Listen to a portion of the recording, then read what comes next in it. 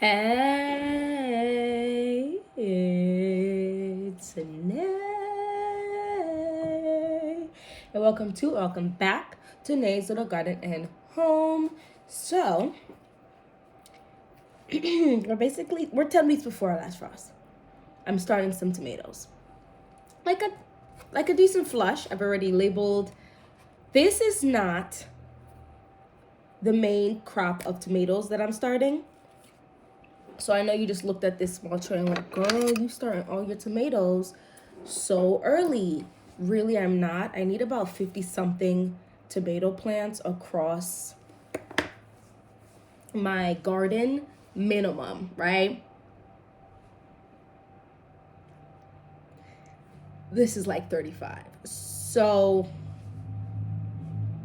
maybe 30, 33, whatever, 32, whatever. There's not as much as tomatoes as I need, as well as I'm always going to start extra because I do give away a good chunk of stuff. So I have no problems having extras. I'm starting 3 cells of each, between 1 and 2 seeds. Some of these are in my variety list that I need to grow 4 to 5 minimum of. Some, I think when I was portioning it out, it's like 5 to 6.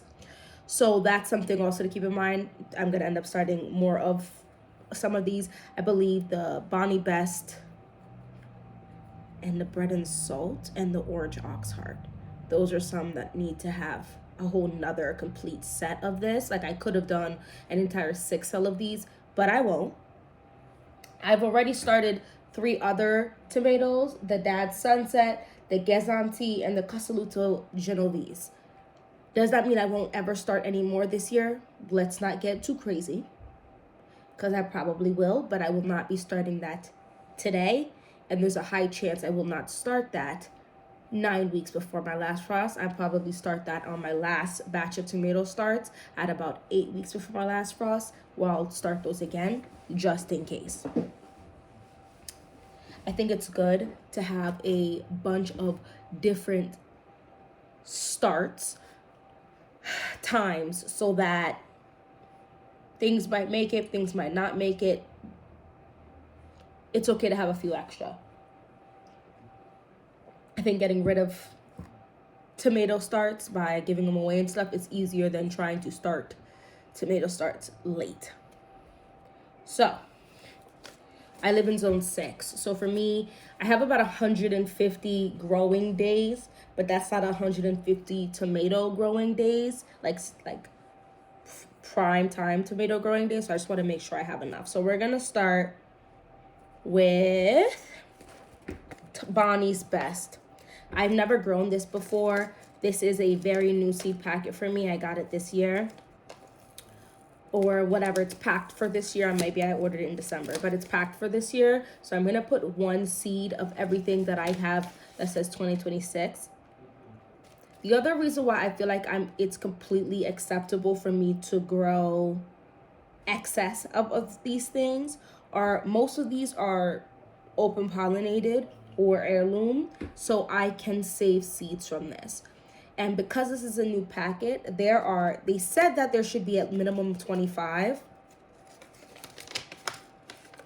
The thing about Baker's Creek is they'll tell you a minimum, and oftentimes you're going to be very happy because they place more than the minimum. So I said I would put 1 of each. I took definitely more than I needed to. 1, 1, 1. And because I'm being so stingy with these seeds, because they're fresh seeds, what if something still doesn't pop up, right? It's not guaranteed 100% germination. I already put little divots in the soil so I can just cover it up. And it's mildly moist, like it's not dry. And I have water at the bottom for it to suck it up. What was I saying? So, because I put 1 seed per cell, some might not pop up. And that's okay, because I'm going to start more of these. So there's that. The next one we're going to go ahead and do. But anyway, I wanted to do I'm going to grow the Bonnie's Best because they're medium-sized red slicing tomatoes. and they're good for canning fresh, like burgers and all that stuff. So that's great. The next one I'm gonna do is the Paul Robeson. I'm gonna go into order for these so I don't mess around and forget to plant out something. So what are we doing at this time of night? Do you guys hear that? Oh my goodness.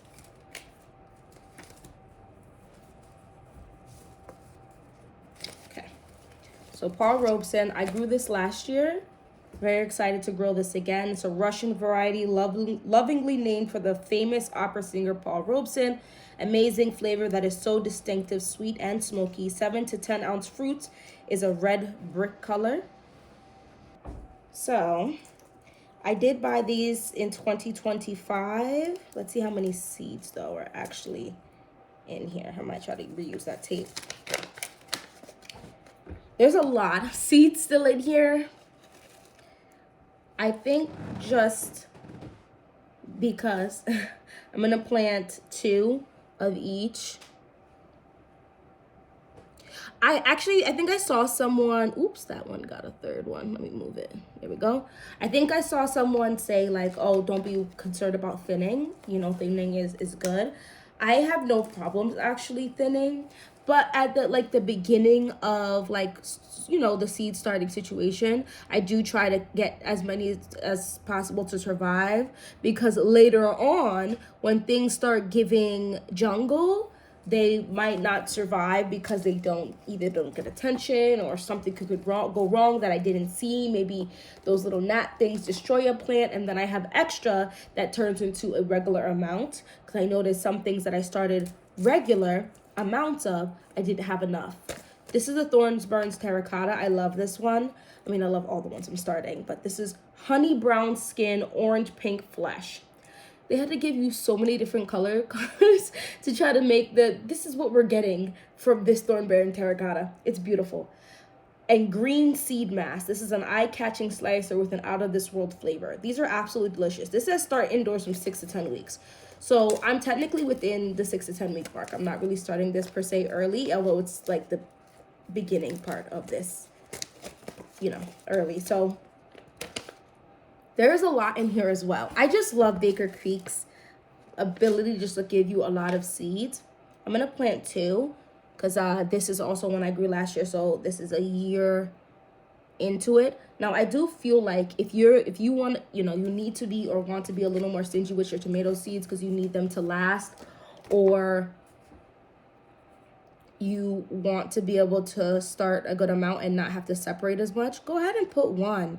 Really and truly, oftentimes, I find that multiple will pop up in any one cell, but you just don't know what cell that is, because I've also had cells that absolutely nothing came up. So do what you will. But when you start seeds early, like this will not be going on a heat mat because they are early, but next week, which will be 9 weeks, right? Which is like the norm for the 6 to 8 weeks is typically norm. But at 9 weeks, I might go ahead and put something on the heat mat and see. But if I don't do 9 weeks, I'm definitely doing the 8 weeks, because now I feel like I'm getting close. Because for me, having a jungle for about 2 weeks is not going to end me. For me, yes, it'll be a little stressful and I'll be glad when it's out of my house, but it's okay. Because the amount of tomatoes I harvested last year, I think I'm on my last 3 bags in the freezer, and we had a lot of fresh tomatoes, and if I'm going to be completely honest with you, a decent amount actually rotted before I could figure out what I was going to do. Before I decided I was going to freeze them and freeze them solid or whatever, a good amount of them did rot.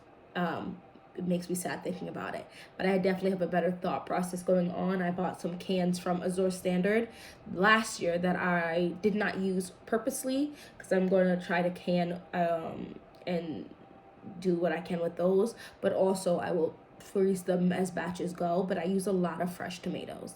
I did go ahead and order a Baker's Creek order already. It should be here. It's definitely gonna be here this coming week. And I went ahead and I didn't order yet, but I will be ordering 2 tomatoes that I have no business ordering because I went and ordered 2 peppers. We're going to talk about the Baker Creek order in a second because this is going to go faster than, typically, because I've already done a lot of the work. But we're going to talk about it because I'm going to start everything. The only thing I won't be starting is I bought another pack of my Lesia peppers because I finished it. So I bought that just to store because I don't want to be without my Lesia peppers at all. This is the orange ox heart. Guys, these tomatoes, my husband and I were picking these off, and they were huge. Now, this is from M.I. Gardner. There's a good amount of seeds in here. These were huge and beautiful and delicious and so pretty. One thing I'm definitely going to do is purchase a couple of smaller cattle panels because there's 2 sizes to them. I purchased the bigger ones for my arch trellises. I have one bigger arch trellis, and I'm going to buy one more big one for my second arch trellis I'm going to have that I'm going to put up. Well, my husband's going to put up this year. And then I'm going to buy like 2 or 3 smaller arch trellises and not arch it. Because I keep seeing people use it like a little fence in their raised bed. And then the tomatoes grow through it. And I can see how great that would be because then you can harvest from both sides. And the tomatoes get so long. Holy cow. I'm not even trying to be funny when I say that. Like when they say, oh, tomatoes can grow, I'm putting 2 each here. Tomatoes can grow, 6 to 9, 10 feet. I believe you because those tomatoes gave some of my squash problems start like growing because they grew so fast and up that trellis, and I've got a beautiful jungle of tomatoes. It was quite literally insane. Next one is going to be the bread and salt. I really like these 2. This is also an orange ox heart, and I went ahead and purchased some orange ox hearts because these 2 were some of the best growers in my entire garden. This one is a red one though. The delectable meaty orange type or ox heart type is a large round orb with dense meaty flesh. The juiciness of the bread and salt tomato needs to be studied because tomatoes are juicy, yes, but you see this picture, I feel like sometimes they mess with the saturation of pictures. These tomatoes are very red, and not bright, but like a deeper red, and very juicy. It was insane. They were so tasty. This is one of the primary tomatoes I sliced up and put some salt and pepper on there and a slice of mozzarella cheese. I never ate so much mozzarella cheese because I just love slicing it. I actually would, in the beginning, was buying the pre-sliced ones, but they're just sliced so thick and it's usually much smaller. So I started getting the ones that are not sliced and slicing them myself so they're thinner. So I'm really getting that tomato flavor. I would not have said I'm a massive tomato lover. I'm putting 2 of each because this is, already older. But I definitely am, at least these days, at least when I grow it. So that's that. Okay. There's a good amount still in here, and this says this is a minimum of 10. There's more than 10 in here now, and I grew these last year, and I just put 6 in there. The next one is a mortgage lifter. This did not do as well as I thought it was going to do in my garden last year, but I think there was certain reasons to this because this is called the mortgage lifter. I'm sure most of you know, but for those who don't know, because there are a few of you who are newer to gardening that has commented on my channel, so I do want to say the mortgage lifter story goes like this. A man grew this tomato so much and so well, he paid off his mortgage. Now, this was back in the day. I'm going to tell you right now, could you pay off $100,000, $200,000, $300,000? What is the average in New Jersey? I don't even know. A $300,000, $130,000 mortgage with just this tomato? I don't know about that, but I love the idea. I love that he was able to do that. That's fabulous. This is 6 to 8 weeks before your last frost, so I'm starting it's a little early, but this is up to 2-pound fruits. Now, something I can say when you're looking at when they say oh, this can get really big. When you leave your tomatoes to do what they do, you're more likely to get a smaller tomato, but more of them, versus when you cut off certain sections of the tomato, and you gotta look that up. We'll do them probably together because I love to experiment. Like one stemming or making a Y, right? So they have two main stems and you kind of just leave those two main stems. That's when you're more likely to get massive tomatoes because you're getting less tomatoes. So the plant itself can give more energy per tomato. This next one I'm going to grow is the royal paste. I did buy this for 2026. I have no business starting more than one seed with this. This was a more expensive tomato. MI Gardner's tomato seeds are $2. I believe he's going up to $2.25, which is the most affordable tomatoes you're gonna find online, and they're great quality. There's only 10 in here, where the other ones, even though other ones from MI Gardner had 25. But I just look at this tomato. I have a thing for these ribbed type tomatoes. They're so beautiful. And it's just something very gorgeous to look at. And why not grow something you most definitely can't get anything similar in your grocery store? It just makes it okay, all the labor you do. I'm gonna try my hardest to get at least one of my raised beds this year with a system like the watering system, so I can see if there's really a difference and if it's worth the price. Because if I find out it really is, yeah, I'm gonna work my way through all those raised beds getting their own watering system. This is indeterminate, true to its name. Royal paste reigns supreme among paste varieties. So this is a paste variety. Vigorous, indeterminate plants yield an abundance of uniquely pleated fruits. So they're 4 to 6 ounces, which is actually on the smaller side, but most paste tomatoes are on the smaller side, so I've come to deal with that. Then I put the paste tomatoes in the same 6 cell. This is the Amish paste. This is from Seasoned Such, so there's no specific information just to it, but the Amish paste is a small paste tomato. There's a decent amount in here. I am gonna put 2 per, because I did not buy this 2026.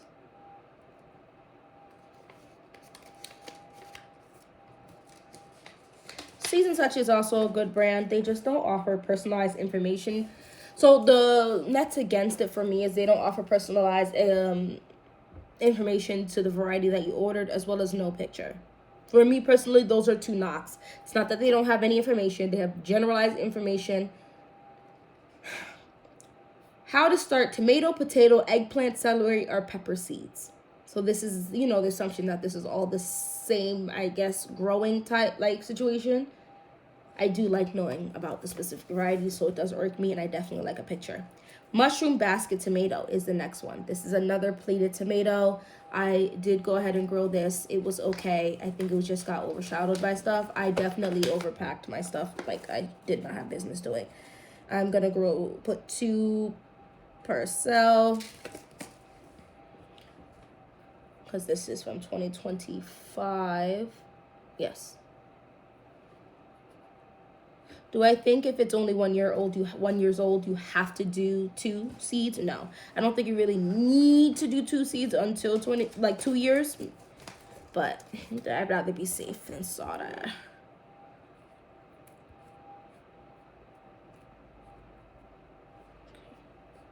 Just covering up all these seeds.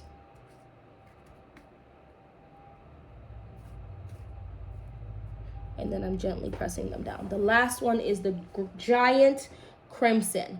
This is I believe this might be the most expensive tomato I'm gonna start today.